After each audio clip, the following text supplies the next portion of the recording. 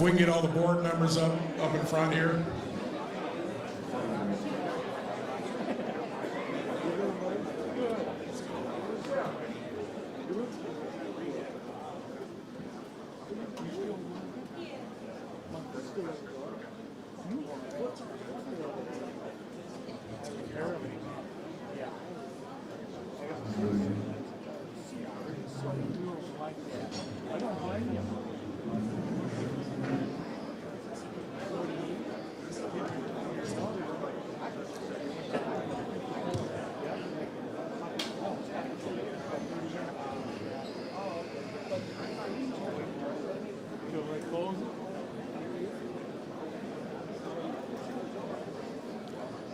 Anybody outside that wants to come in, please come in. We'll make some room for you.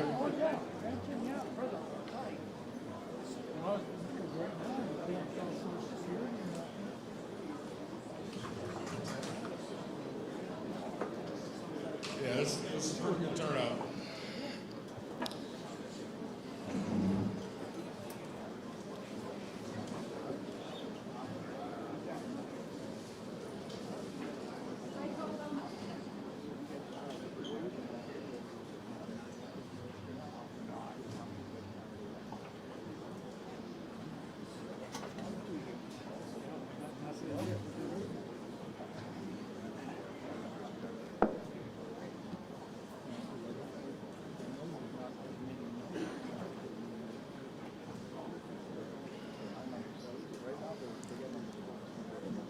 Okay, guys, thanks for showing up on short notice.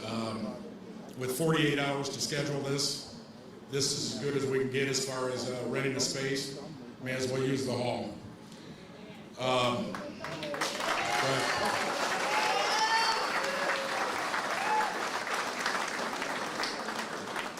First and foremost, you guys may have heard what happened yesterday. Yeah. Antonio Gaston, tragic accident yesterday. He lost his life. Originally from this local.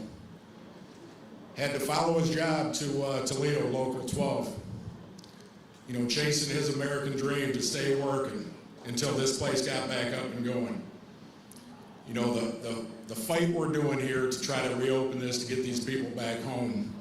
All I thought about last night was, this wouldn't have happened if he was here.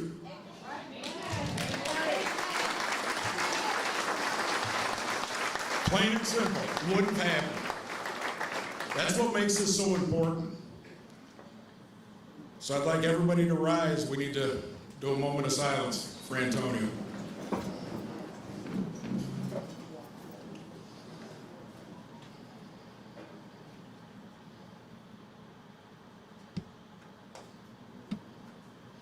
Thank you.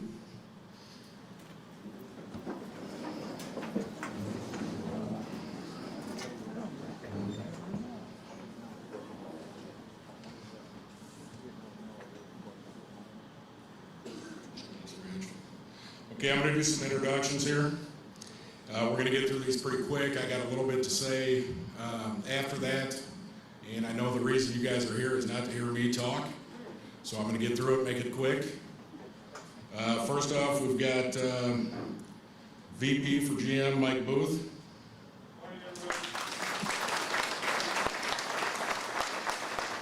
Secretary Treasurer, Margaret Mott. Region 1 Director, LaShawn English. Region 6 Director, Mike Miller.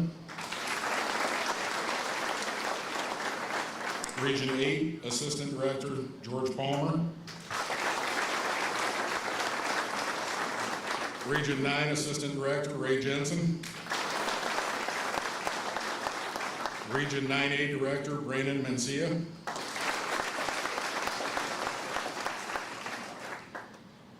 Region 4 Assistant Director, Lucas Despain.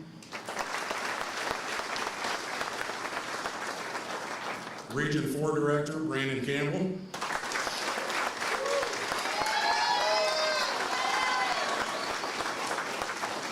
Stellantis Department Director, Kevin Gatinsky, and President Sean Fain.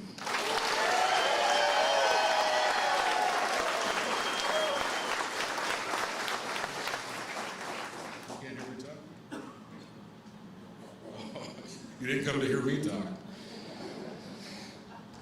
All right, so a lot of you guys were at the President Biden event down at the community building, and we kind of laid out, what it took to get what we got in the contract. And I left a big part out of what I said that day. So going in the direction of negotiations, putting Belvidere in the hands of the negotiators and the international staff, I wasn't worried about the workforce. We've got the #1 workforce in this corporation.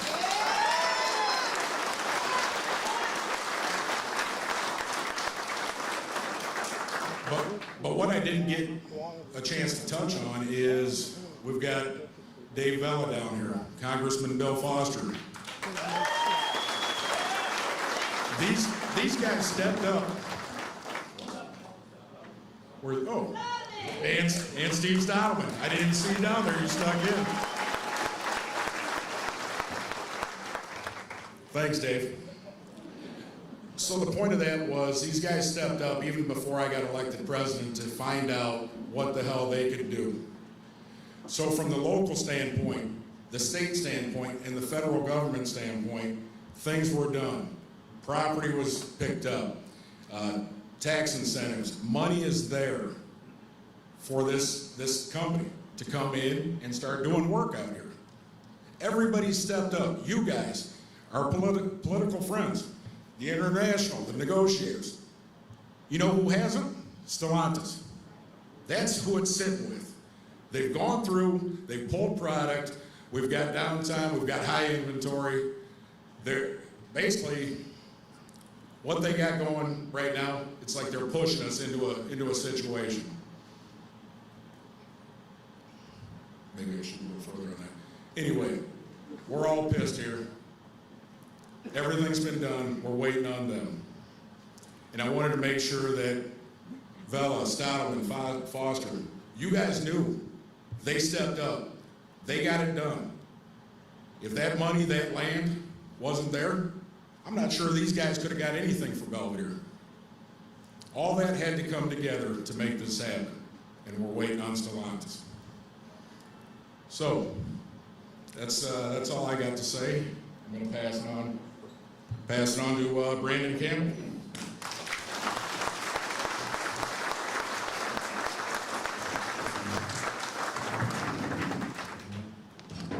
Let me lower this down just a little bit. Wow, Belvidere, it's amazing to be back and see this place as packed as it is, and we want to see it packed again for the right reason next time.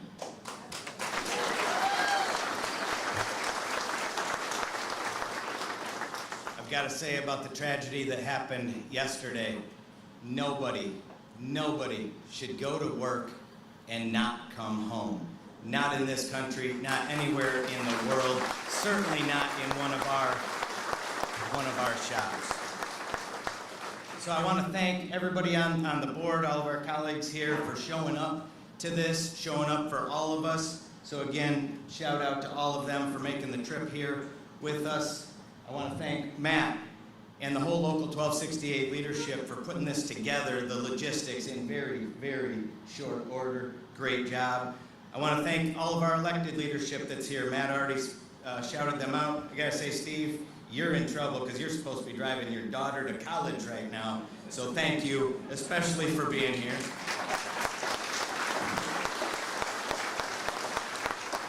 And then Congressman Eric Sorensen couldn't be here today, but certainly wanted to, so I want to give him a shout out as well. And I thank all of you for showing up and being ready once again to stand up. Belvidere, Local 1268, this has been my home since I was born, literally since I was born. I'm second generation UAW, second generation right here, Local 1268. I started working in the body shop in 1994, and I won my first election here in 2005. In fact, your president, my president, Matt Franson, and I, we got sworn in right here on the exact same day. I owe everything to this union and to you, this membership.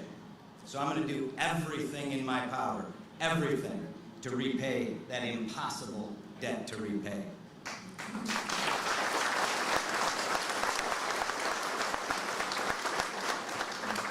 I should be a little more proper when I say this, but we've been friends a long time. But Sean, Matt, myself, we've all known each other for a long time. And forgive me, President Fain, President Franson.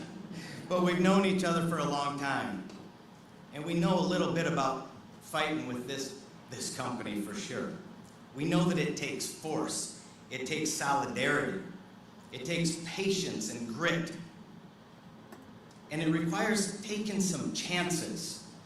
There are certainly no sure things in battles like this one. And in fact, Walter Reuther said it best.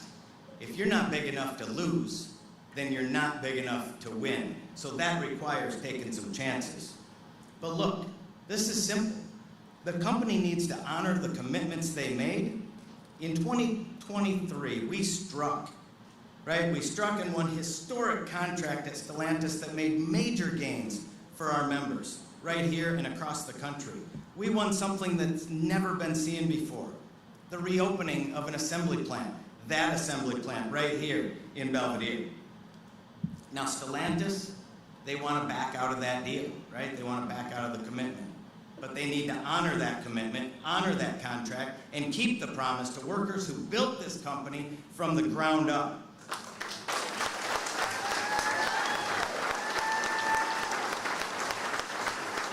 Make absolutely no mistake, we are prepared to enforce our contract. We filed a grievance recently over the Belvidere assembly plant, and we're going to follow that grievance procedure until this is resolved. All we're asking for them is for them to honor the damn contract and honor their commitments that they made to you, to our members. Simply keep their promise. Look, we don't want to strike. There's been a lot of talk about that in the media and things like that. That's not what we're after. But we are prepared to strike if we have to. We're gonna enforce our contract to the full extent necessary. To the full extent necessary.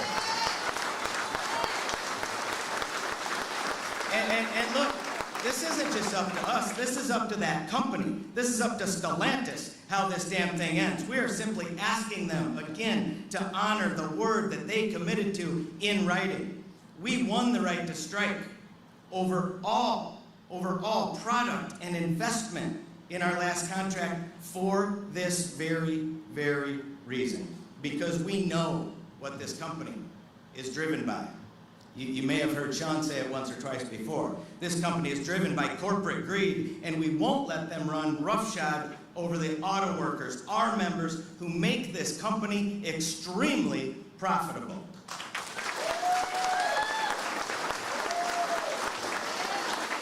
And we're here in Belvidere today. And it's Belvidere today, but who's next? Anybody else that sees this across the country, who is next? If it's us today, it's you tomorrow, right? If they go back on Belvidere, what else are they going to go back on? These ain't just Belvidere jobs. These are jobs for our members who are laid off in other parts of the country. These are new, good, union jobs for members right here in this community. Stellantis says they want to delay production at Belvidere Assembly by a year. But we know what they're hoping to push, right? They're hoping to push it outside of the life of our agreement so they can delay the investment permanently, close this plant, kill these jobs, and decimate this community. That's what they're after. The problem isn't the auto workers. It's the CEO that's at the top. It's Carlos Tavares. He's totally mismanaged this company, and if you did your job the way that he did his, you'd be fired.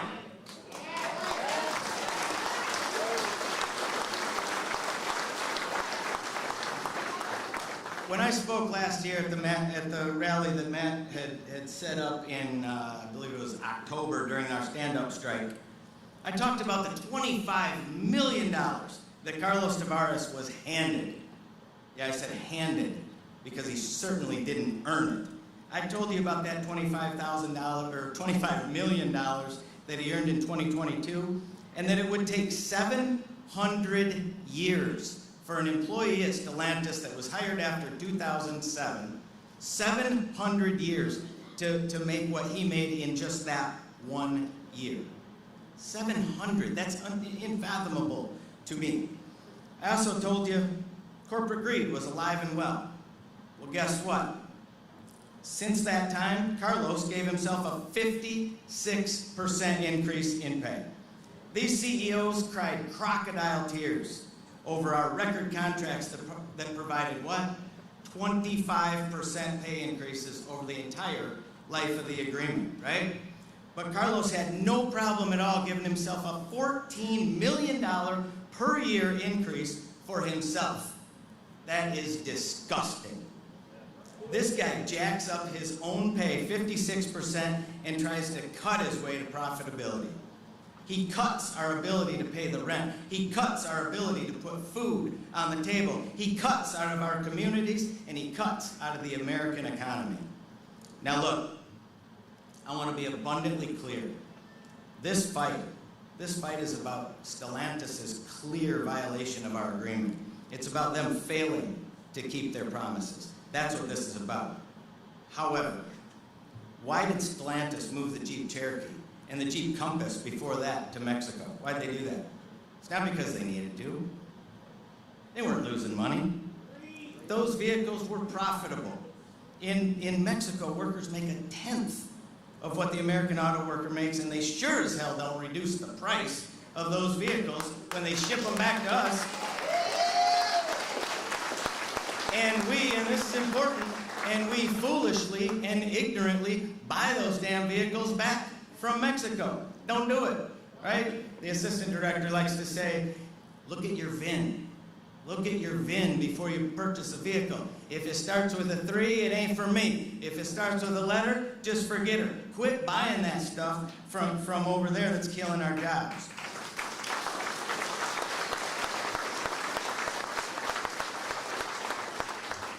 They sent our jobs south across the border. They continue to gouge the American consumer, and the only thing that's going to stop the gutting of the middle class is for us to stand up and stand together. They made a promise. They signed on the dotted line. And like Matt said earlier, you did your part. We all did our part, but Stellantis did not. They have not kept their word. They've made it clear that they certainly don't intend to. Market conditions. Cameras are rolling, so I say BS. Market conditions. We're in the middle of an election cycle, and you're going to hear a lot about the border. You're going to hear fear-mongering about brown people coming north through our southern border.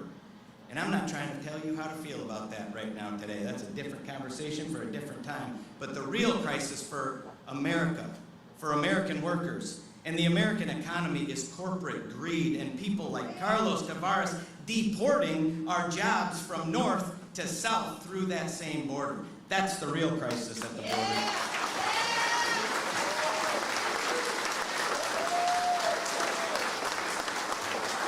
And make no mistake, this is all happening after President Trump claimed the trade imbalance with Mexico was fixed under NAFTA 2.0, the USMCA. So if you think politics don't matter, think again.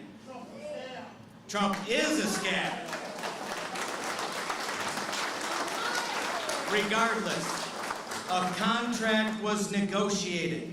The company violated it. Your union, our union, filed a grievance. And now, many of you know, the grievance process for far too long has been something that happens behind the scenes. Not this grievance. No way in hell. This guy ain't gonna let that happen, I promise you that. You're gonna know where it's at, you're gonna know what's going on every step of the way. Stellantis is trying to claim market conditions are to blame. Market conditions are not to blame. Poor leadership is to blame. Proof of that, Ford, GM, they're doing just fine on both sales and profits. So it's certainly not the market. Not the market. Tavares needs to change course now, immediately, for our members, for our families, and for our communities. We fought for the right to strike over grievances of this nature, this very nature, and if necessary, we damn well intend to use that right.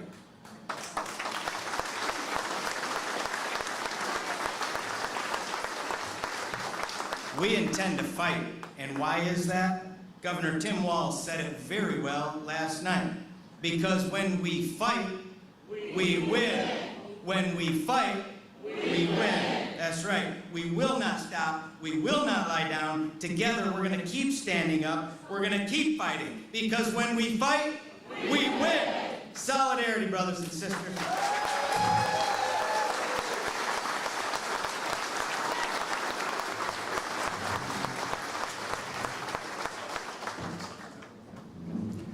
Now we'll call Kevin Gatinsky up for a few words.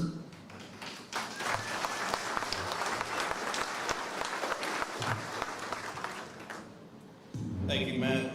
Thank you, Brandon, for sharing great words with everyone here. Again, my name's Kevin Gatinsky. I am the director over the Stellantis department, working underneath President Fain. I guess starting off, just to hit on it too, obviously we had a horrific tragedy yesterday. You know, these tragedies should not take place in our facilities. They're preventable. Nobody should ever lose their life going to work and not have the opportunity to return back to their families as they leave the house in the morning, planning on, you know, returning and having a meal and sharing eating with their families, kids. I mean, we need to hold these companies accountable to any health and safety grievances and matters and concerns. I mean, it's ridiculous when grievances are in the system for months, if not years, with health and safety concerns. I've shared with the company, we had a health and safety conference last month. I shared with the company that it is our top priority, I know myself, President Fain's, that we make sure these issues are resolved immediately and don't get you know, lingered on for months and years in some cases. So again, they're preventable and should never happen. So switching gears to Belvidere, I want you guys to know, since I've been director of Stellantis, Belvidere is at the top of our conversations every time I meet with the company. Any conversations we have is what's going on with Belvidere. Again, going back months now, the company responded back in February that they were going to push the product back from 2027 to 2028. Brandon touched on that, and their goal is to push it outside of the contract, not to honor it, not to follow through with it. Just again, I want to let you know, myself, President Fain, our entire staff, we're committed to make sure this company follows through with that commitment and honors it, and brings the product that was promised and negotiated in our, you know, contract to follow through with the terms of it. We're dealing with a company that's different than what we've dealt with in some time. It kind of is resemblant of some of our past, some of our downturns of this company. And dealing with Carlos Tavares and Stellantis, it's nothing but a fight and battle. They don't think right. They don't think for us. They don't have a desire of building our company in our country. They don't have a desire to have a footprint in our country. I mean, they've clearly spoken that they want to chase where they can build a product cheaper. And if it's not Mexico, they've even said Mexico is becoming too expensive and looking to go to South America. And Brandon spoke on it. We're in an auto industry right now that's strong. GM had a $4.4 billion quarter, the best quarter in 3 years. The overall industry is up 2.2%. Ford and GM had great profits in the first half of this year. At the same time, Stellantis reported 20% loss in overall sales, 20% loss in Mopar sales. Our Ram vehicle, one of our most profitable vehicles, is down 20%. There's no reason for it other than leadership. The guy at the top is burying his company. He talks about quality issues that we've never had those issues before him. We built product forever. Stellantis, the Chrysler division, that who we are and what we are and been all along. We've built profitable, great vehicles. Our company's been around for, I've been around for 30 plus years, and we've always built a great product. Now all of a sudden, under his leadership, we struggle. It's all him. It's all the leadership at the top that's burying us and dragging us down and putting us in the position we're in today. You know, with a strong economy in the auto industry still, you would think we'd have our plants all running at full capacity. You'd think they'd want to push this Belvidere product up sooner. The market's strong. It's not 08 when the economy all collapsed, the auto industry collapsed, where, you know, we were downsizing and cutting shifts. Warren Truck just announced that they're going to be losing the DS, which was planned for some time now, but that facility is going to go down to one shift. And I've been stressing to the leadership that I deal with on a daily basis, we need to put a product there. The economy is still strong. It doesn't make sense. It's not efficient to run a product on just one shift with a volume of 70,000 when you have the capacity of doing, you know, 2 times, 3 times that. I mean, again, if the situation was different in the industry, I can understand it, but it's unacceptable. And I can tell you the response to me is we don't have any product commitment at that facility, which is total bullshit. We need to do something with the economy that's still strong, the auto industry is strong, put a product in there. You know, the company sales are off, let's get creative, let's put a product in there, no different than let's make sure we commit to following through with the product here in, you know, Belvidere in the time frame that was negotiated. In our 2023 agreement with Stellantis, there's an $18.9 billion, you know, investment commitment in the U.S. Every plant has some investment. Again, Belvidere was supposed to get the Mopar Mega Hub here in 2024. They were supposed to get a stamping plant here in 2025. And again, the product in 2027. The company has pushed back at all 3 of those dates. The Mega Hub, they're saying 26, possibly 27. And, you know, we didn't ask for these Mega Hubs. You know, it's consolidation, and it has heartburn. It affects people.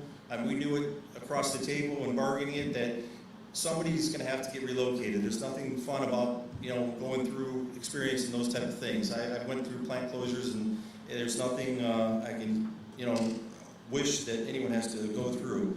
But the spin the company put on it, they stressed that it was required and necessary to consolidate, to become more efficient, so we could stay competitive.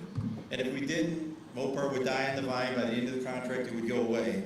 So you would think if Mopar is off 20% in sales, and they've stressed to consolidate, they would be pushing that forward actually sooner to become more competitive. But again, what are they doing? They're saying they're going to push it off. So that's why we did meet with leadership last week. We brought it to all leadership, what's going on, what's being violated currently in our contract, and that's the 3 items that I mentioned here at Belvidere: Mega Hub, stamping, and product. And we've requested, because it affects every member across every facility, every location, to file grievances, to get this company to do what's right and follow through with their commitment. So this past week, multiple locals, Local 12, 1700, 51, 7, 685, 1166, 869, 1264, 140, all filed grievances on behalf of the violation that's currently going on here from Belvidere. So,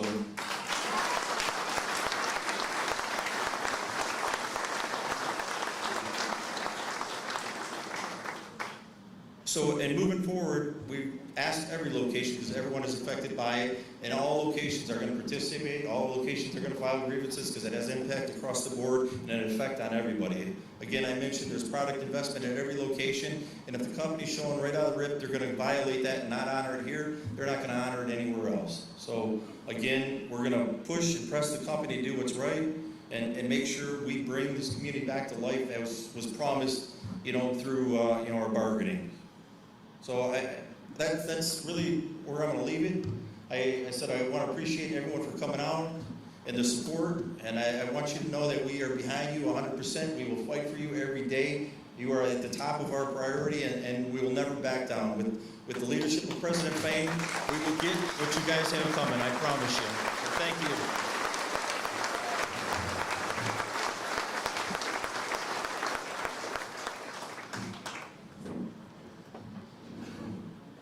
Take a look around you. We've got some retirees in the house. You know, They built this legacy we're fighting for.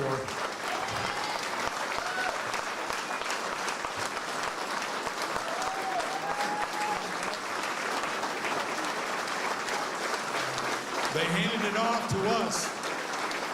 It's up to us to keep it going.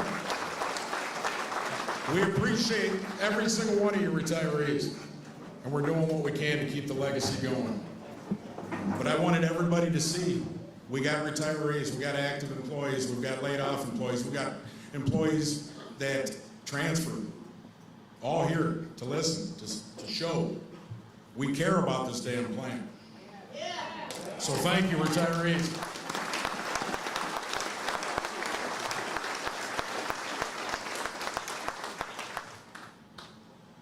So that's all we got.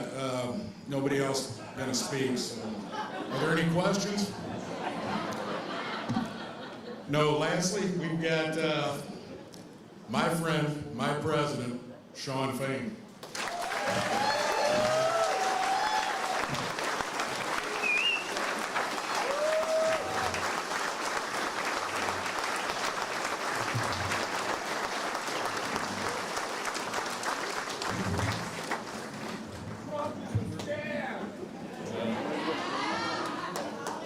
You got that, brother.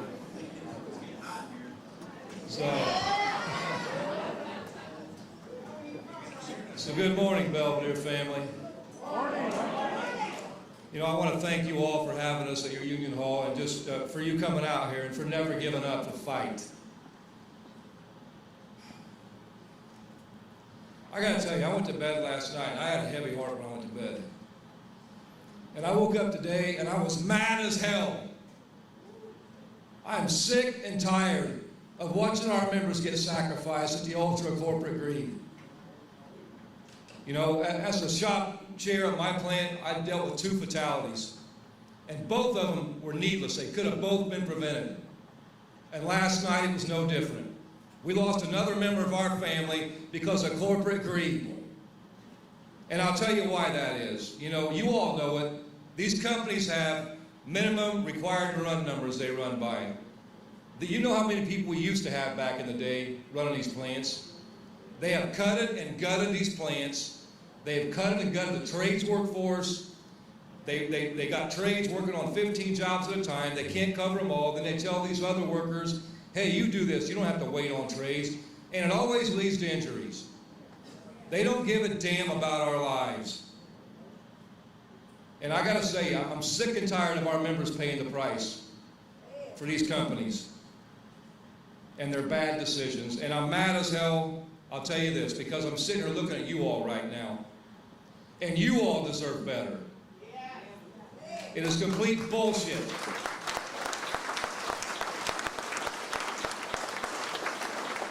You know, nobody takes more pride in their product than the members of the UAW that make that product. And nobody builds a better product than the UAW workers.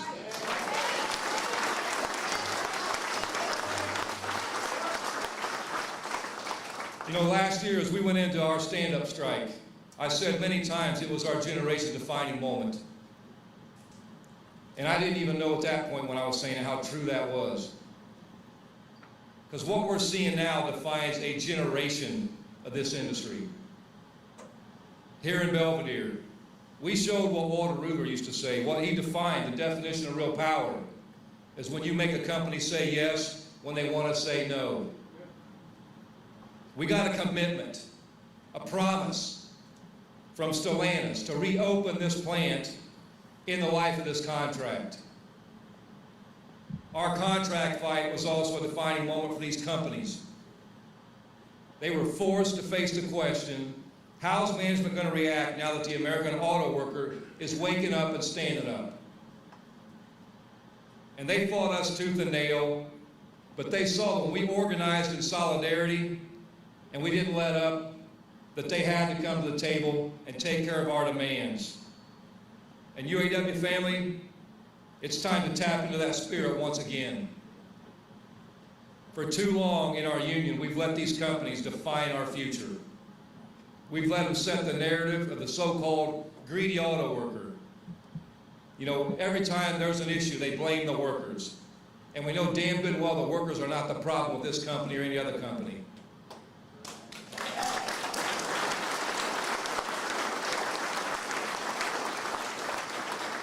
And we've let them control our destinies. We've let them run roughshod over our agreements. And when I took this office, I said we need to eliminate the word can't from our vocabulary. You know, they told us, you can't take on all the big three at once. They said you can't win a commitment to reopen Belvidere. And now, of course, the company's trying to say you can't enforce the contract. I'm sick and tired of being told what we can't do. It's time we focus on what we must do to protect our families and our communities.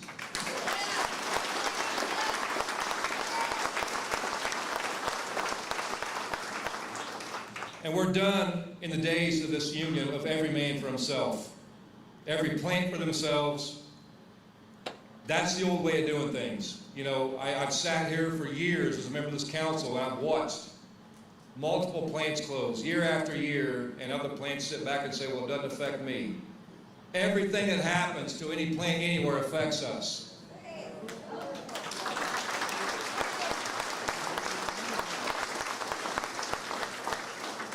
And that's why locals across this country file grievances, because we're going to stand together as a united UAW, and they're going to stand up for you. You know,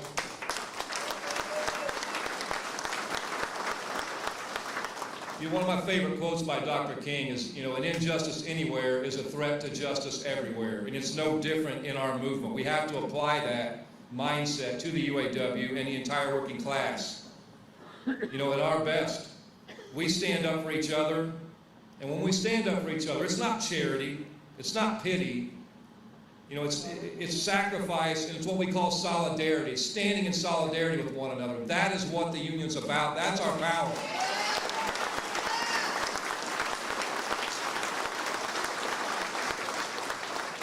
And it's the knowledge that we know that our fight at Belvidere is tied to the fights in Michigan, Ohio, and anywhere else in this country. And as Belvidere goes, so goes everybody else.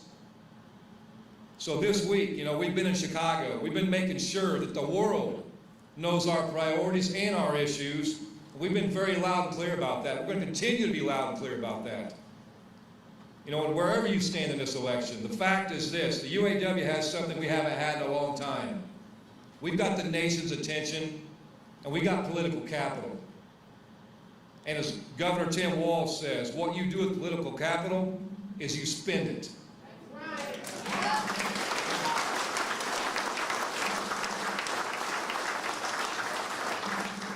So we intend to fight like hell to make this company keep their promise.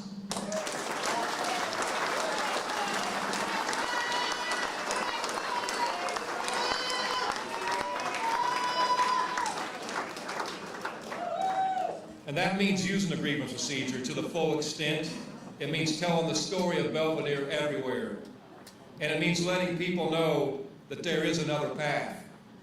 That the auto industry cannot and will not cut its way to profitability or lay down and die in the face of corporate greed that puts short-term stock prices over the health of our industry and our communities.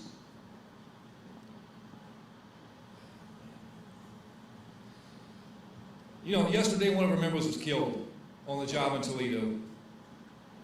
And our union brother was a transfer right out here out of Belvidere. Man. That is a final indignity of being scattered from your home due to Stellantis' corporate greed. And that's all it is. The man should have never been in Toledo, Ohio.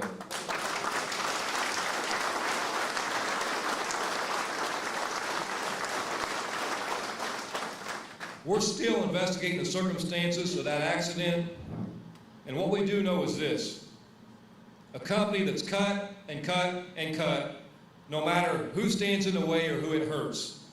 And you better believe it extends to safety. It extends to people working ungodly hours until they're exhausted. And yesterday an auto worker was killed. And tomorrow, the CEO of this company plans to head into Michigan and lecture a plant about quality. Yeah. 2 days after a worker dies in one of their plants, he's going to go to a plant in Michigan and talk about quality. He's not talking about quality of life. He's sure as hell not talking about the quality of our safety. And he's not talking about the quality of our jobs. He's talking about product quality.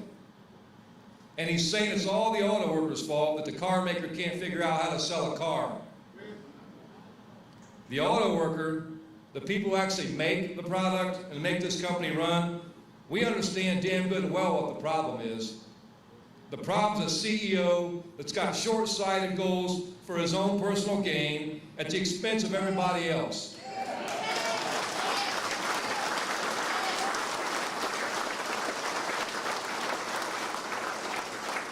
And that's why in the quest for more profits to outsource parts, they expect a top-rate product and they expect top-rate quality from our members when Stellantis pays rock-bottom prices for parts by exploiting workers somewhere else who cheaply produce parts like wiring harnesses.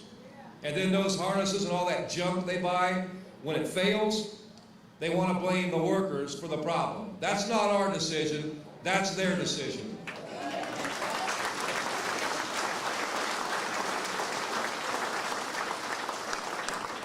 And the reason we deal with that, and this is the simple thing that all comes back to, because the answer for the corporate class is to never take accountability or responsibility for the bad decisions they make.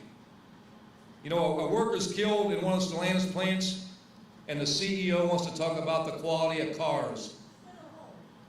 That is inexcusable, and it's inhumane. And that's what corporate greed does.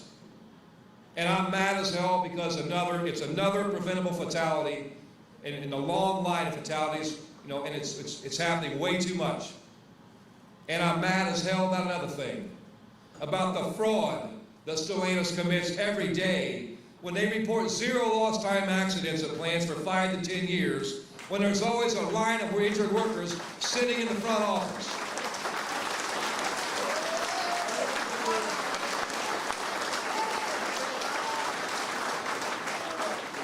All these actions turn a great American company into a vampire that's just feeding off blue-collar communities like Belvidere. But the company wants to talk about market conditions now. And here are the market conditions. Sales and profits are up at GM and Ford, and the Stellantis CEO is the highest paid CEO in the industry outside of Elon Musk. Car prices are up 30%. And the American auto market remains the biggest in the world. And you know, we always notice how it's market conditions whenever workers are trying to get their fair share. But it's never market conditions when the CEO wants to buy another yacht and double his salary. Market conditions didn't do this. Corporate greed is what's doing this. We are not the problem. Corporate greed is the problem.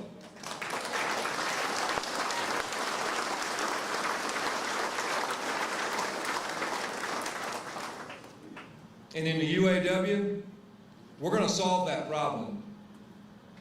I want you all to know that your international union is done waiting around for the company to do the right thing.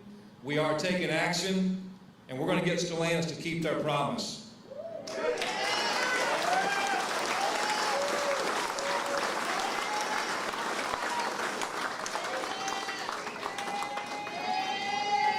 You know, in 2023, we won the right to strike over product commitments. And the company ignores. You know, the interesting part of this is, even outside of that, you look at our sourcing memorandum that's been in place for decades. You know, the company always wants to talk about language in that sourcing memorandum where they can try to manipulate it to try to outsource work. What they don't talk about is the first part of that memorandum, where it states that the objective of the sourcing of work is to place primary reliance on its current employees, on its current workforce. That's what the letter starts with, and that's the intent of that language, is to put primary reliance on you. And they sure as hell aren't living up to that expectation either, and that commitment. So this week, we filed grievances over Stellantis' refusal to honor their contract commitment to Belvidere. And I want to be very clear on this point. Our goal is not to strike. Our goal is to bring jobs and products back to Belvidere that belong here.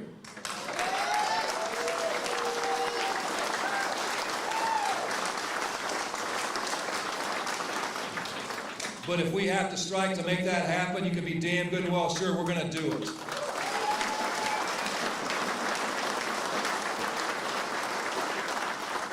We're being very clear with Stellantis' management.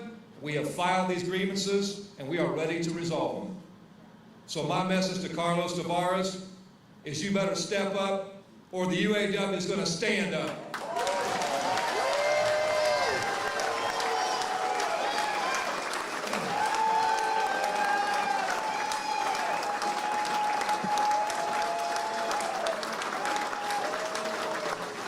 But I want to thank you all for being in a fight with us. That's what we're here to do. And in the words of future President Kamala Harris, when we fight, we win. Thank you.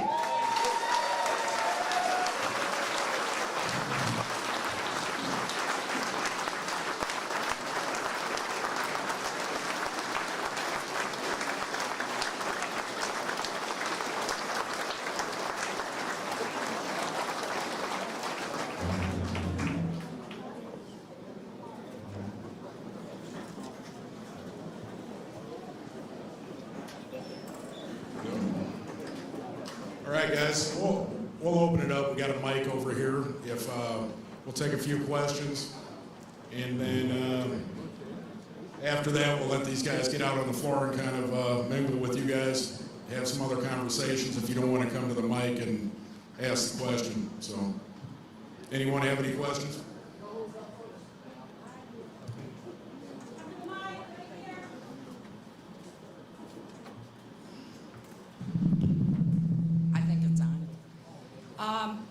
I was wondering how the decision of the REINS Act that's passed the House and is now in the Senate, and the Supreme Court decision to overturn Chevron is affecting Stellantis' decision. Came out with a big one. I'm gonna step away from the mic and let somebody else answer that. No, it's a great question. I'm glad you came up with that. Look, that's the epitome of what is going on right now in this country. It's the epitome of why this election is so damn important.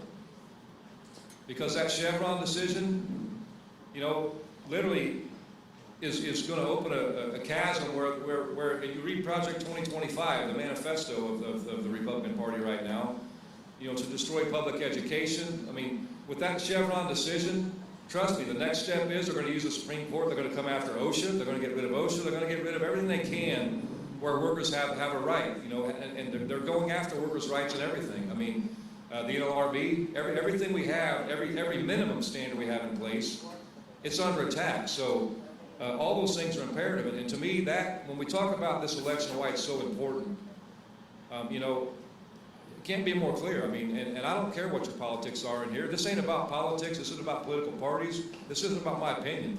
This is about who the hell is going to stand with working people and who is going to screw working people. But we've got to elect people, you know, in Congress, not just the presidency, but in Congress also, that will rein this stuff in, because the way it's headed right now, it's not good for us. And Stellantis' decisions, I mean, to me, whether that happened or not, it wouldn't affect us. Stellantis is going to do what they're going to do. The only power we have is, and that's why we put language in place, is to protect that commitment and keep our jobs here. We've seen, I mean, look, in the last 20 years, we've seen 65 plants in the big three be spun off or closed. You know, and so, you know, that's unacceptable, and that's why we've changed direction as union, and that's why we're not going to sit back anymore and just let bad things happen and try to make excuses about it. But I hope that. I just think the REINS Act has a big, if that passes the Senate, will have a big effect on Stellantis' decisions. Yeah, all these things will. Yeah, I mean, that's why, again, you know, people ask why do we inject ourselves in the political realm? We have to. As Walter Reuther says, there's a direct correlation between the ballot box and the bread box, and so we've got to stay involved in it.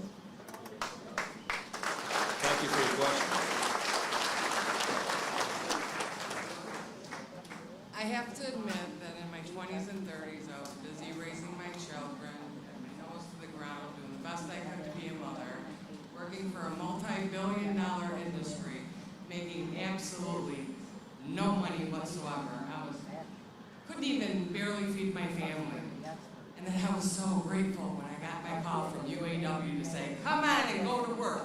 I'm like the American dream. And then I get to Stellantis and I'm meeting all these wonderful people and I'm hearing, I'm from Michigan. I'm from New York. I'm from all over the place in 2012. So in 2012, the UAW already was shot down with all of these people in our buildings when they should be at home in their own atmospheres, in their own places where they love to be with their families. So now, I've been in this company now for over 12 years, and I'll tell you what, I got out of debt for the first time in my whole entire life, and I'm so grateful for all of it. But then again, we had COVID, which made me study and figure out why are all these people in our building and why were they shut down and who was in charge. And now not only has our building been shut down, permanently closed, brought back up, and now being sent off again, all under the same parties that have done this for centuries. And why are we voting for them to destroy us? Yeah. Why? Well, I don't know who you mean, but I mean, at the end of the day, I mean, we can go through this over and over, as I said, over the last 20 I've years. heard the Democratic, I listened to both of them, and I've heard promises that have been kept by President Trump, and I've heard promises from Joe that are not kept up at all. And if you think that we are going to survive Let her speak. Look, let her speak. Malala Hey guys, Harris, come on. Let her speak. Yes. if you think that we're going to survive as a company with her in charge when her only little job is that border and we have millions pouring through, and I know because I have a whole bunch of people in my family that are in the military. No. Yeah, everybody. Hey, everybody, please, let's go. Let her have. She has a mic, and let her speak, please. And you know what? I didn't even vote for Trump the first time. Yep. I like the results that I got between my savings account, my work. I lived at this place during Trump because we were booming. And Yeah. guess what? Then we had to have a plague go on that was purposely done to our country to demolish the middle class. Oh, thank you. Thank you for your comments. And look, let's be real about this, because we're going to talk truth. You want to talk about Trump, we'll talk about Trump. I mean, that's a man that says, if Trump was president, let me explain one thing right now. When we struck last fall, we'd all been fired. He's all for that. You know, and President Biden did keep his promises. Hey, I got the floor now. We respected you. Please respect me. You know, when President Biden did keep his promise, President Biden secured funding and secured things for this company to keep product here. The company is not honoring their commitment, not the president, the company.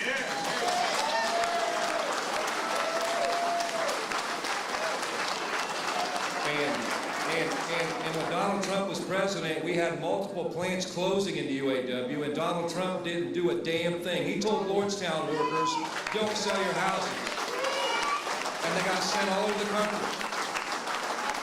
And the economy, just so you know, we went through a recession, and the Republican Party, if John McCain would have got elected, they all said, let us fail. It was a Democrat that stood up and said, hell no, and gave us a path forward. None of you would have ever got a job here if it wasn't for the Democrat Party. So understand, I mean, I want to be, if we're going to talk facts, let's talk facts. But the Democrat Party stood up for us in a recession and gave us a path forward, and that is why we're still standing here today.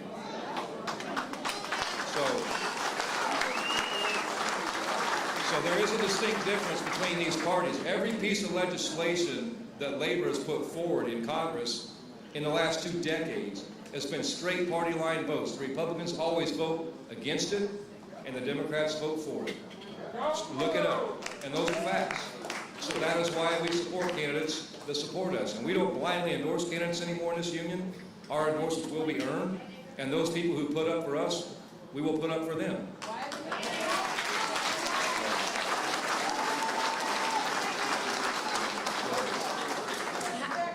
Hi, I'm Rhonda. My name is Rhonda Bailey. I'm originally from Detroit, Michigan.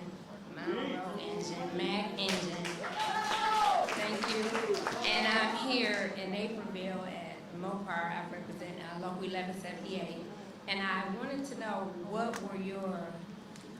are the plans with the hub here at Belvidere?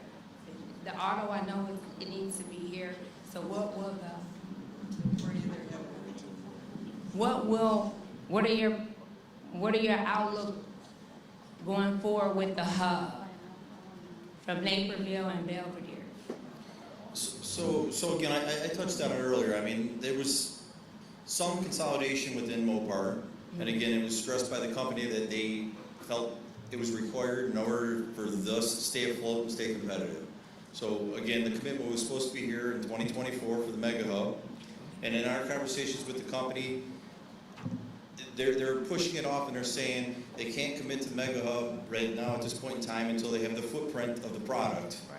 which is complete BS, because now they're pushing the product back to 2028. So we're still trying to hash through that. And then the stamping aspect of it. They pulled out stamping equipment out of this facility, which baffles me beyond anything, that a commitment was supposed to bring stamping here. Why you're pulling equipment out of here? It doesn't really add up, right? So I know they say you have to come back in and assess the equipment that was pulled out of here to figure out the stamping aspect of it.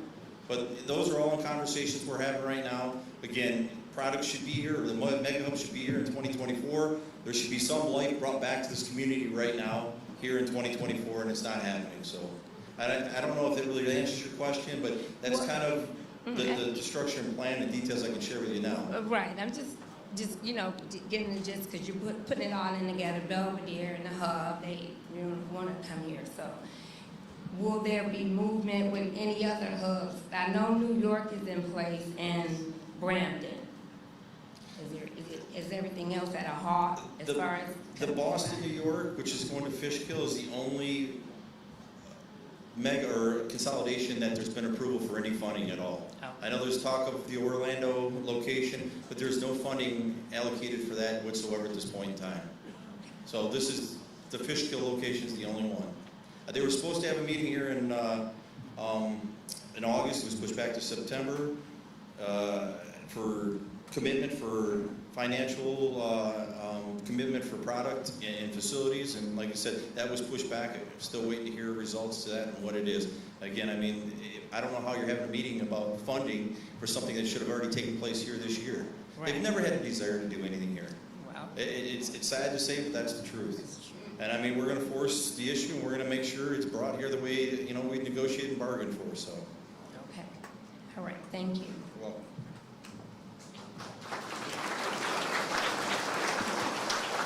All right, Rob.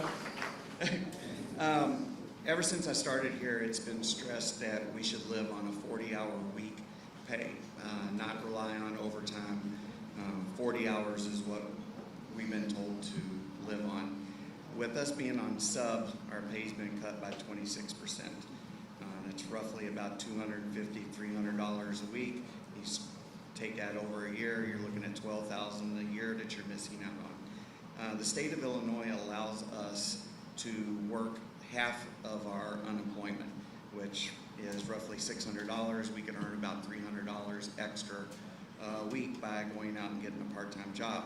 Unfortunately, the sub language, if you earn any extra money, they take dollar for dollar out of your sub.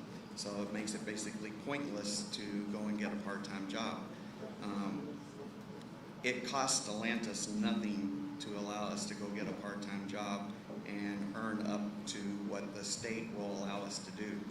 Is there any way to go to, we open up negotiations all the time, they keep pushing stuff back. Is there any way to go and see if we can get that lifted to where we can go get a part-time job and make up some of that money that we're losing?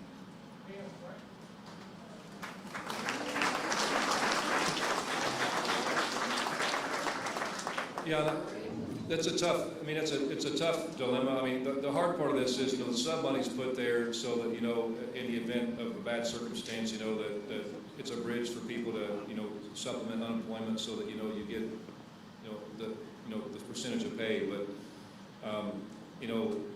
to open up the agreement, I don't know that would be the right path to do it. I mean, every contract, I believe, when we bargain a contract, we should look at that.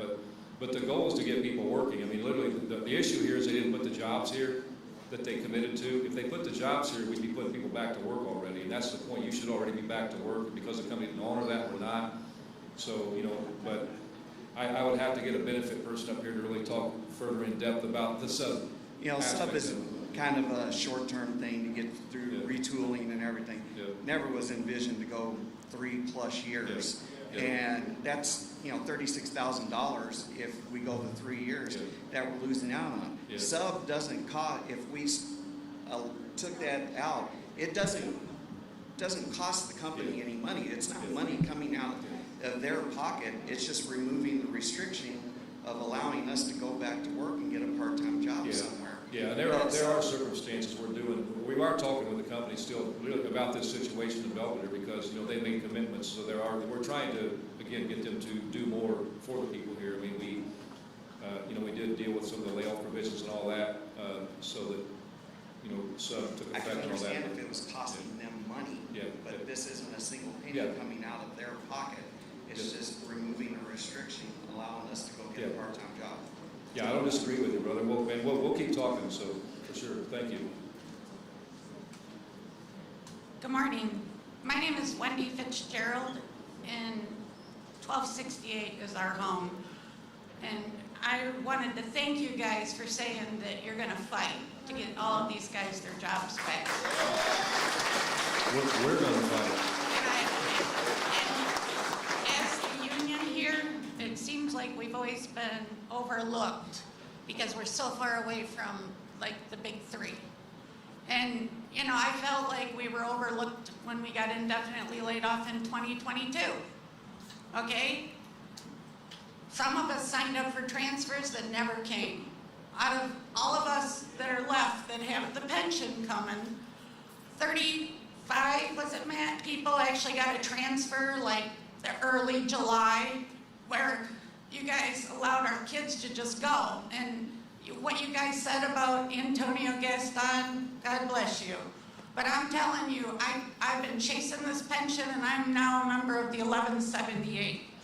Don't know where that stands, but I'm gonna tell you, I got videos of the work conditions that we went to and nobody gave two shits about how our safety was. So if that helps, get Antonio and his family what they deserve, or this company as a whole. I'm sure a bunch of us have videos because we weren't protected. And we do go into conditions because Belvidere is a strong ass workforce. And,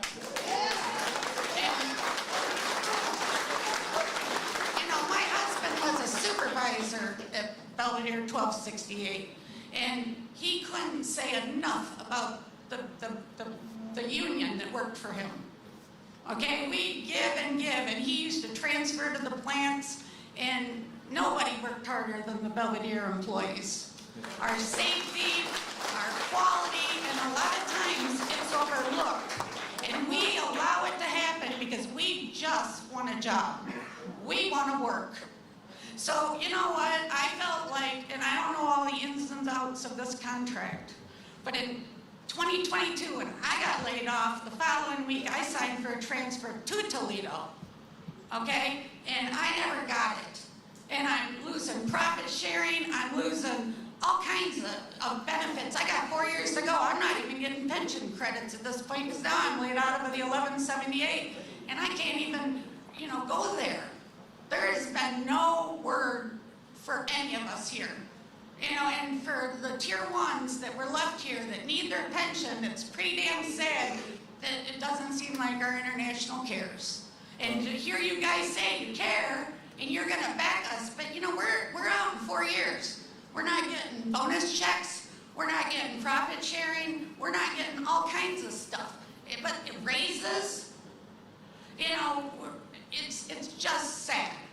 And I don't think that you guys as Tier 1 should be overlooking that fact. Okay? And it's just frustrating to no end. But, you know, I meant what I said. That Antonio Gaston, you know, sad. You know, I got tears here talking. It's just damn sad. And there's numerous people here that have been in the same situation, like you guys made that comment, how we're up in medical. You know, people have gotten hurt in Belvidere even, and they have to keep working with broken legs, and then they can't sit out because, oh my God.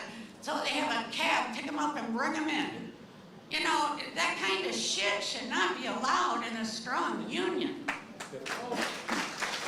mean, it's like we're all, our union and the employees allow the company to dictate everything to us. So if you're ready to fight for us, God bless you. But there better be a damn fight, because I'm still pissed off that I didn't get my transfer in 2022. Because I should be working for my retirement. And at the end, I should have a damn good job, making overtime out the ass. My profit sharing should be huge. And it didn't happen. And this plant got screwed on the COVID, got screwed on the chips following the COVID. We're all behind. And I don't know that you guys get the big picture there. No, we do, and look, like you, I hear your comment about Belvidere. You feel like you're out. Look, I came from Kokomo, Indiana. It's the same thought down there. And, you know, there was always this, you know, thought, I think, for people outside of Detroit that, you know, felt like we were kind of out on an island on our own. And I get the feeling. I mean, that's not the case. As far as 2022 goes, what happened with transfers, I'm not going to make excuses, but I wasn't involved in those decisions then. And I mean, but you know. But wasn't it part of the national contract that no full-time seniority employee should be sitting off indefinitely when there's temporary workers? And we're not talking Ohio. We're talking all over. My son got transferred into a PDC. Temporary workers. You guys hired them out the shitload and when the contract finally ratified. But here we sat. So you guys didn't, maybe not you personally, but some of you were on that board, and you guys didn't make them follow the contract then. So we need your promise that this time is going to be different than all the other years. Well, I mean, I hope you've seen in the last year and a half a major difference in the UAW and what we're doing with a new administration. But you know, look, I mean, even talking about the pension credits. Look, we're talking about the pension credits. We've been hitting the company about that. That look, you know, you're going to take care of these people because this is their decision, and they've got to honor those things. So all those things we're pushing the company and fighting the company for those things. So I don't want you to think we're not doing nothing. We are. Yeah, but we're still losing the money that we should be packing away. Our kids are out of college. Our houses are paid for. We should be putting more money into everything, and we don't have it because we're getting 74% of our pay. And as far as the guy that wanted a part-time job, maybe I'd like to remind everybody when everybody at McDonald's was getting those big COVID checks, our sub pay was what, $25? Because the company got that money, not the workers, because we were under a contract. So if it screws us, we follow the contract. When it benefits us, nobody's fighting. That's my opinion. And I think that I'm not the only one that feels that way. But I do have videos of where we went to work in the 1178 over here, and it was atrocious. The stacks were leaning. You know, they gave us fork truck driving license, and you're like, holy shit, some of these people shouldn't be driving a fork truck, myself included. I'm just saying that, you know, I took a video and sent it to my kid and said, if I get killed, sue the hell out of this place. That bad.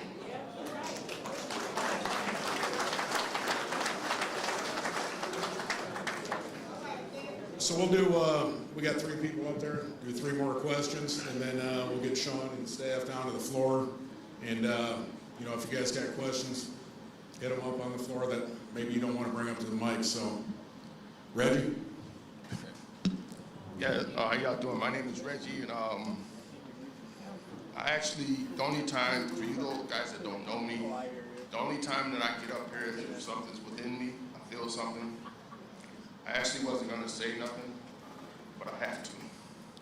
This is nothing bad. To me, it's a feel-good type moment. So first off, I want to thank the politicians that put in all the work for this to happen, especially my guy, Steve Nash Stomach. Now,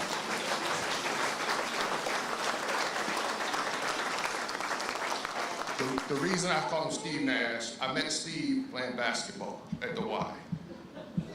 First, let me back up for a minute. I'm originally from Local 624 in Syracuse, New York. All right, I transferred here in July of 2006. For those of you that never been through having to make a decision to leave somewhere you've been your entire life, where you had your grandmother that you are the one that did her business. You have a mother, which is the reason why I'm here. My mother worked for Chrysler. You have a mother that raised a son, her one and only son, by herself, with my grandparents. I can't leave them out. We have always stayed with my grandparents. My mother never left home. Oh, I don't get that, but she didn't. I am a proud UAW worker, right?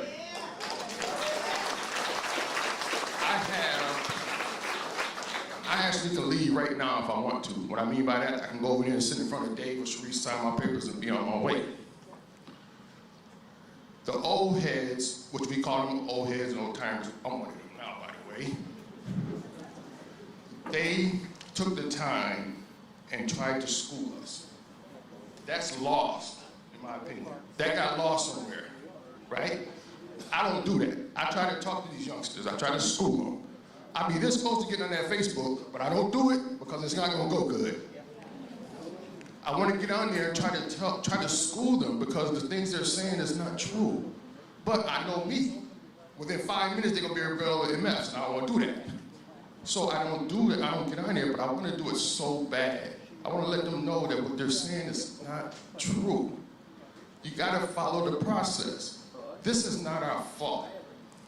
Ever since I worked for Chrysler, we have always, when the times got hard, we may bump heads, we may argue, we may cuss at each other, but when it comes time to get together, we all come together.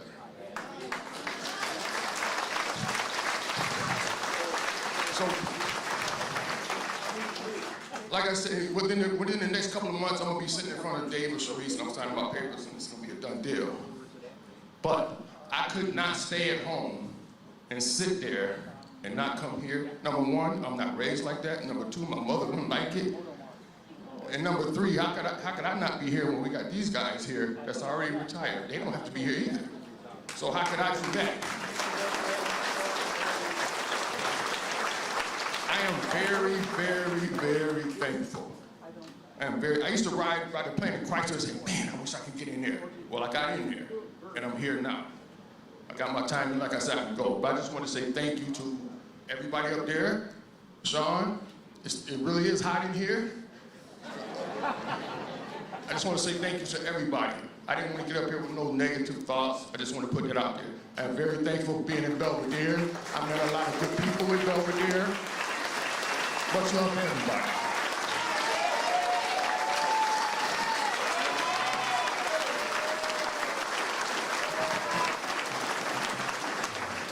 And I would just say, thanks for your comments, and that's what a union is. I mean, look, we don't have to always agree on things. I mean, just like the sister that got it with her political opinion, look, we got to respect that, okay? That's one thing I always try to clear up when we talk about politics. Like, we're not telling people who to vote for. All we're doing is we're putting our facts together, what we see, what we think is in the best position for the union, and that's our recommendation. But at the end of the day, people are going to vote who they want to vote for. And we're as the brother said, but we come together when times get tough, and that's what this is about. And we're not always going to agree. We may not always have the answers. I mean, I tell you, every time I meet with our staff, I tell them, like, look, if I'm the smartest guy in the room, we're in trouble. It takes a group of people, it takes a team of people. We have an executive board for people over your representation all over this country. We got local leaders. We got locally appointed people, I mean, and then the members. So it's, you know, it's all those things coming together, we come together that make this work. And, you know, so at the end of the day, you know, that's why we have meetings, that's why we have this, to hear dialogue. I mean, if all you do is sit out here and praise the leadership or praise us, and, you know, I mean, I say this all the time, if we're all thinking the same way in the room, somebody's not thinking. I mean, we can, so, you know, that's the way it is, but I appreciate your work, appreciate what you've done, brother, I appreciate your comments. Thank you.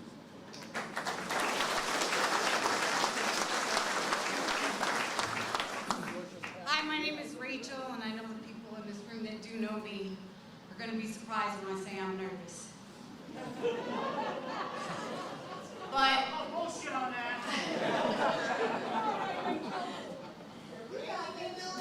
Matt, in my opinion, Brandon, you're the best local president we've had. And I appreciate all the work you've done. Thank you.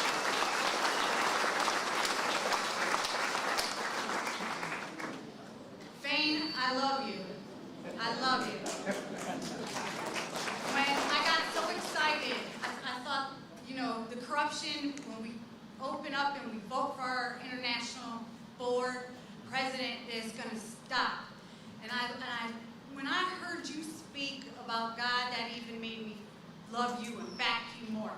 And I love this company, and I love this union. I mean, the company as far as my job, my benefits, and stuff like that. And I back the union 100% on what they get us, what they do for us, how they fight for us, our product. But there is an issue I do have, and I think that if this was truly about 1268, the politicians wouldn't be here. And the cameras wouldn't be either. If it was truly about 1268, this tells me this is political. And I think it's wrong.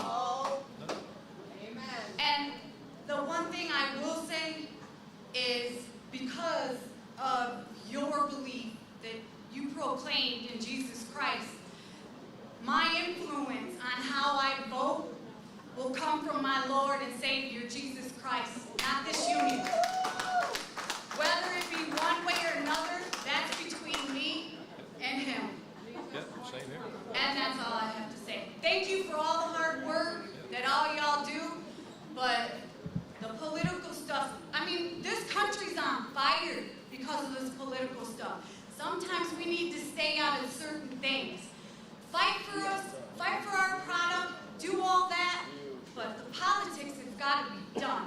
I appreciate all you guys that have given this company money to build and all that, but sometimes we need to stay away from certain things. Thank you. Appreciate your comment. Yeah. But, yeah, I'll make a comment. But just so you know, I mean, I want to make this clear. I mean, this isn't about politics, and the reason the cameras are here is we're live streaming this to our members because we have members all over this country right now that serve grievances that they are looking to strike, and you know, so we want them to understand and share in this, because this is about everybody in this union. It's not just about Stellantis. It's about every company we represent, members everywhere, and the only way we win is when we stand together. And so we are live streaming this to our members all over the country, so they can see this and see what's going on. And it's important for us to communicate those things. And I appreciate you talking about the faith. I mean, I vote the same way. I vote based on what I believe my faith leads me to vote on. But we do have an obligation as a union to lead, and everything we do in our life. This goes back to a CAP lesson I learned back in the early 90s. Everything you do from the minute you get up in the morning to the minute you go to bed at night is affected by politics. I mean, public utilities, all the rates, all those things, everything we do is set by government. Everything we do in our life is affected by government. So it's imperative that we're involved in that. And like I said, we can bargain a great cause. Walter Reuther always said, that's why it's such a famous statement. There's a direct correlation to the ballot box and the bread box. What we bargain for today can be taken away by laws tomorrow. And it's never more apparent than, leaders talk about firing, striking workers.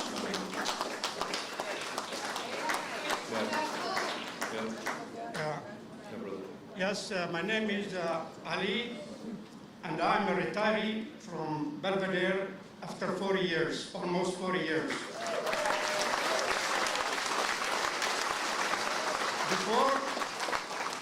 Before coming to Belvidere, I was working in Hamtramck, Michigan. Hamtramck, anybody know Hamtramck? It used to be named Dogman. Okay, when I came here, I stayed with my car in the top of the bridge and I looked into Belvidere Assembly. It was shining, beautiful, and it was like brand new, 1980. So I said, this is my luck, you know. Belvidere is the best because Hamtramck was an old plant, you know, an old plant. So anyhow, I work here, everything beautiful. Belvidere is the best. The flagship for Chrysler, not Stellantis. Not Daimler, but for Chrysler. Chrysler, this is Chrysler, you know. Okay? What I want to talk about it here right now is American. Now we have competition with the Europeans. Carlos is European from Portuguese, and he is working in Amsterdam, in Holland, you know, somewhere in Europe, you know. They hate anything beautiful which is American. They hate it. They don't like it to be American. So when they merge it, they make Stellantis, they want to show you that Europe is better than you. And you are bullshit here in America. And they started to close, they want to close the best here. Now my point, not my point, my advice.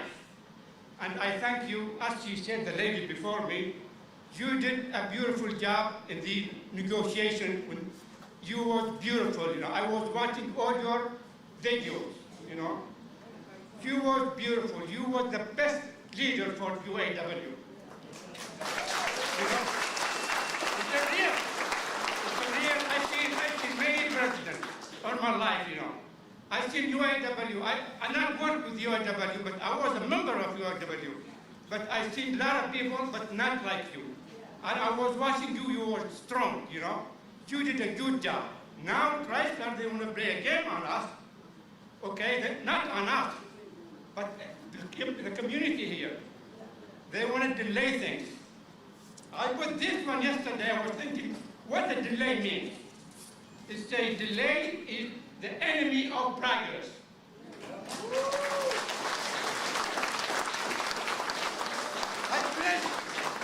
I finished my talk with advice. Be American good. When you talk to the Carlos, he's here this week. He's coming to America, you know, to fix things, you know. I don't know what things he's gonna fix. It should fix Belvidere first. Okay? So, if you have a chance, if you have a chance, you can talk to him, you know, like if you request a meeting or something, tell him we are American here. We are not Europe. American. So if you have that slogan, USA, America. I'm American now. I came in 1972 from Yemen. I'm now an American to the bone, you know.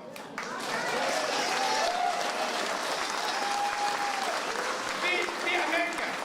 Talk to them, and they're gonna hate you. You see what they're gonna do?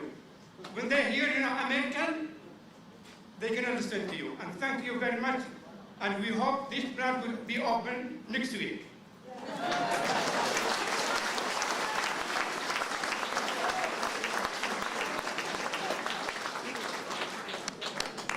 I'm one of these young old heads.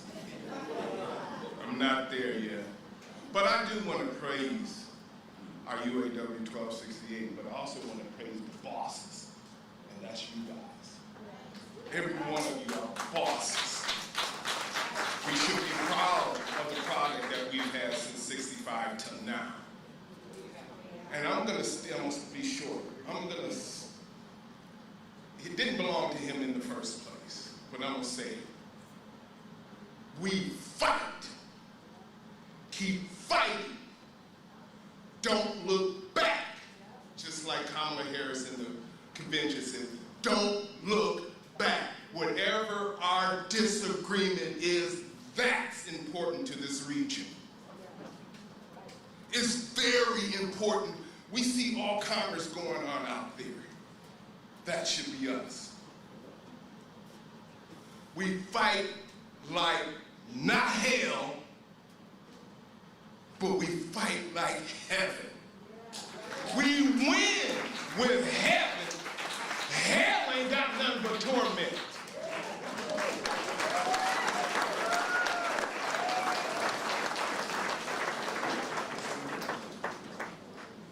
Questions are done?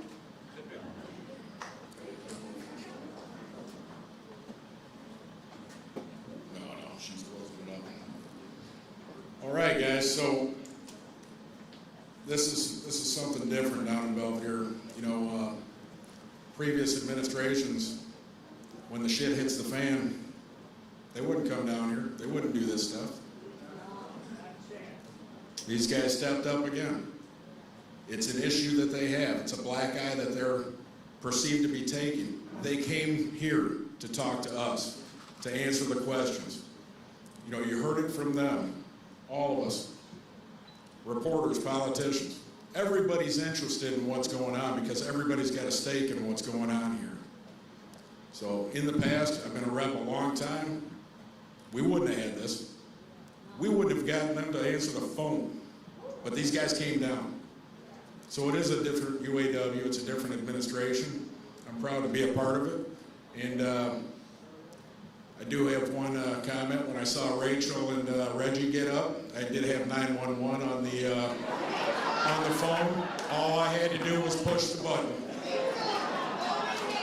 So seriously, guys, you know, we put this together pretty quick. It was a great turnout. I'm glad everybody could show up that was able to. It's streaming. I'm hoping some people that weren't able to make it were able to see it.